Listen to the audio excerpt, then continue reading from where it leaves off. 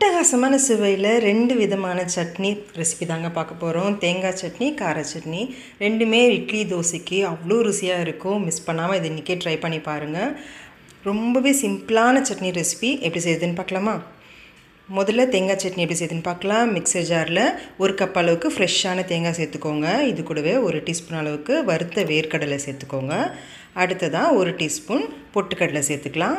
அடுத்து காரத்துக்கு 2 பச்சை மிளகாய் சேர்த்துருக்கேன். உங்களுக்கு எக்ஸ்ட்ராவாக காரம் வேணும்னா இன்னொரு 1 பச்சை மிளகாய் சேர்த்துக்கோங்க. இது கூட இஞ்சி சின்ன துண்டு, ரொம்ப அதிகமாக சேர்த்துட வேண்டாம், சேர்த்துட்டு கொஞ்சமாக புளியும் அதிகமாக சேர்த்துட வேண்டாம், கொஞ்சமாக சேர்த்துட்டு அடுத்ததாக சட்னிக்கு தேவையான உப்பு சேர்த்துக்கோங்க. நான் 1/2 ஸ்பூன் அளவுக்கு சேர்த்துருக்கேன். சேர்த்துட்டு இப்போ இது நல்லா அரைச்சி எடுத்துக்கோங்க. கொஞ்சமாக தண்ணி சேர்த்து நல்லா இது போல் ஸ்மூத் பேஸ்ட்டாக அரைச்சி எடுத்துக்கோங்க. பாருங்கள், இந்த அளவுக்கு நல்லா ஸ்மூத்தான கன்சிஸ்டன்சியில் இருக்கணும். திப்பியாக இல்லாமல் இது போல் நல்லா நைஸாக அரைச்சி எடுத்துக்கோங்க. இப்போ இது ஒரு பவுலில் மாற்றிக்கலாம். அடுத்து இதுக்கு ஒரு தாளிப்பு கொடுத்துடலாங்க. தாளிப்பு கரண்டியில் இல்லை கடாயில் 2 டீஸ்பூன் அளவுக்கு எண்ணெய் சேர்த்துக்கோங்க. எண்ணெய் காஞ்சதும் 1/2 டீஸ்பூன் அளவுக்கு கடுகு, 1/2 டீஸ்பூன் சீரகம் சேர்த்துக்கோங்க. அடுத்ததாக 1/4 டீஸ்பூன் அளவுக்கு உளுத்தம்பருப்பு சேர்த்துக்கோங்க. அடுத்து ஒரு 5 சின்ன வெங்காயத்தை இது போல் பொடியாக நறுக்கிட்டு சேர்த்துக்கோங்க. இது கூடவே கொஞ்சமாக கருவேப்பிலை சேர்த்துக்கலாம். இந்த சட்னி ரெசிப்பியில் சின்ன வெங்காயம் சேர்க்கும் போது டேஸ்ட் இன்னமும் கூடி வருங்க. ரொம்பவே நல்லாயிருக்கும். கண்டிப்பாக அதை ட்ரை பண்ணி பாருங்கள். ஒரு 2 நிமிஷத்துக்கு மிதமான தீயில் வெங்காயத்தை வதக்கி எடுத்துக்கோங்க. ரொம்ப வதக்கணும்னு அவசியம் கிடையாதுங்க. இந்த அளவுக்கு கண்ணாடி பதத்துக்கு வதக்கி எடுத்து சட்னியில் சேர்த்துக்கோங்க. அவ்வளோதான், அவ்வளோ ருசியான தேங்காய் சட்னி ரெடி. கண்டிப்பாக அதை ட்ரை பண்ணி பாருங்கள். அடுத்ததாக கார சட்னி ரெடி பண்ணலாம். கடாயில் 2 டீஸ்பூன் அளவுக்கு எண்ணெய் சேர்த்துக்கோங்க. எண்ணெய் காஞ்சதும் 1 டீஸ்பூன் கடலைப்பருப்பு சேர்த்துக்கலாம். அடுத்து 1 டீஸ்பூன் உளுத்தம்பருப்பு சேர்த்துக்கோங்க. அடுத்ததாக காரத்துக்கு 4 வரமிளகா சேர்த்துருக்கேங்க. 2 சாதா வரமிளகா, 2 காஷ்மீர் சில்லி சேர்த்துருக்கேன். அப்போ தான் கலர் நல்லா வரும்னுட்டு.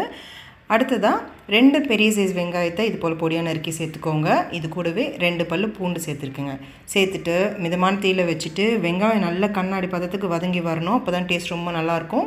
அதனால் ஒரு 3-4 நிமிஷத்துக்கு மிதமான தீயில் நல்லா வதக்கி விட்டுக்கோங்க. பாருங்கள், இந்த அளவுக்கு நல்ல வெங்காயம் வதங்கி வந்த பிறகு இப்போ தக்காளி சேர்த்துக்கலாம். 3 மீடியம் சைஸ் தக்காளியை, நல்லா பழுத்த தக்காளியை சேர்த்துக்கோங்க. இது போல் பொடியாக நறுக்கி சேர்த்துட்டு சட்னிக்கு தேவையான உப்பு சேர்த்துக்கோங்க. நான் 3/4 டீஸ்பூன் அளவுக்கு சேர்த்துருக்கேன். சேர்த்துட்டு மிதமான தீயில் வச்சுட்டு தக்காளி நல்லா குழஞ்சி வரணும். அந்த அளவுக்கு நல்லா வதக்கி விட்டுக்கோங்க. பாருங்கள், ஒரு 3 நிமிஷம் கழித்து இந்த அளவுக்கு நல்லா குழஞ்சி வந்துடும். இப்போ இதை நல்லா ஆற வச்சுட்டு மிக்ஸி ஜாருக்கு மாற்றிக்கலாம். மாற்றிட்டு இது கூடவே கொஞ்சமாக புளி சேர்க்க போகிறோம். ரொம்ப அதிகமாக சேர்த்துறாதீங்க, அப்புறம் புளிப்பு டேஸ்ட் வந்துடும். சேர்த்துட்டு இப்போ இது நல்லா அரைச்சி எடுத்துக்கோங்க. இப்போ இந்த சட்னிக்கு தேவையான அளவுக்கு தண்ணி சேர்த்து நீங்கள் மிக்ஸ் பண்ணிக்கலாம். பாருங்கள், இந்த அளவுக்கு நல்லா ஸ்மூத் பேஸ்ட்டாக அரைச்சி எடுத்துக்கோங்க. இப்போது தாளிப்பு கொடுத்துருங்க. 1 டீஸ்பூன் எண்ணெய், 1/2 டீஸ்பூன் கடுகு, 1/4 டீஸ்பூன் சீரகம், அடுத்ததாக 1/4 டீஸ்பூன் அளவுக்கு உளுத்தம் பருப்பு, கொஞ்சமாக கருவேப்பிலையை சேர்த்துட்டு இப்போ இது நல்லா கலந்து விட்டுக்கோங்க. கடுகு சீரகம் நல்லா பொரிஞ்சு வந்ததும் இப்போ இதை எடுத்து நம்ம சட்னியில் சேர்த்துக்கலாம். அவ்வளோதாங்க, சுவையான கார சட்னி தயார். ரொம்பவே சட்டுன்னு ஒரு 5 மினிட்ஸில் ரெடி பண்ணிடலாம்.